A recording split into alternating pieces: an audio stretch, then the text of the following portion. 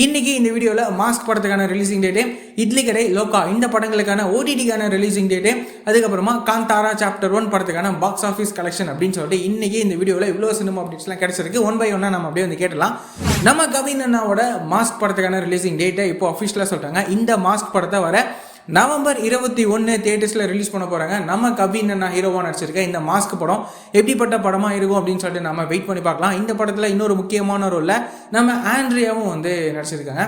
அதுக்கப்புறமா நம்ம தனுஷ் அண்ணாவோட இட்லி கடை படம் இருக்குல்ல, இந்த படத்துக்கான ஓடிடிக்கான ரிலீசிங் டேட்டை சொல்லிட்டாங்க. இந்த படத்தை வர அக்டோபர் 29 நெட்ஃப்ளிக்ஸில் இந்த இட்லி கடை படத்தை ரிலீஸ் வந்து பண்ண போகிறாங்க. யாராவது தியேட்டர்ஸில் மிஸ் பண்ணியிருந்தீங்க அப்படின்னா இந்த படத்தை ஓடிடியில் பார்த்து என்ஜாய் பண்ணுங்கள். அதே மாதிரி மலையாளத்தில் ரிலீஸ் ஆகிட்டு செம்மையாக ஹிட்டாக இருந்த லோகா படம் இருக்குல்ல, இந்த படத்துக்கான ஓடிடி ரிலீசிங் டேட்டுமே சொல்லிட்டாங்க. இந்த படத்தை அக்டோபர் 31 ஜியோ ஸ்டாரில் இந்த படத்தை ரிலீஸ் வந்து பண்ண போகிறாங்க. இந்த படத்தையுமே தியேட்டர்ஸில் மிஸ் பண்ணியிருந்தீங்க அப்படின்னா கண்டிப்பாக ஓடிடியில் பார்த்து என்ஜாய் வந்து பண்ணுங்கள். நிறைய பேர் இந்த படத்தை பார்க்கணும் அப்படின்னு சொல்லிட்டு நினச்சிட்டே வந்திருந்தாங்க.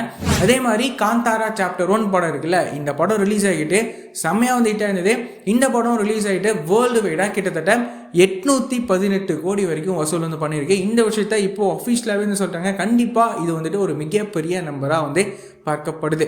இந்த மாதிரியான ரெகுலரான சினிமா அப்டேட்ஸ்லாம் நீங்கள் ரெகுலராக தெரிஞ்சுக்கணும் அப்படின்னா நம்மளோட இந்த சேனலை மறக்காமல் சப்ஸ்கிரைப் பண்ணி ஃபாலோ பண்ணி வச்சுக்கோங்க. வேறு ஏதாவது ஒரு நெகட்டிவ் இருக்குது அப்படின்னா மறக்காமல் கமெண்ட்டில் சொல்லுங்கள்.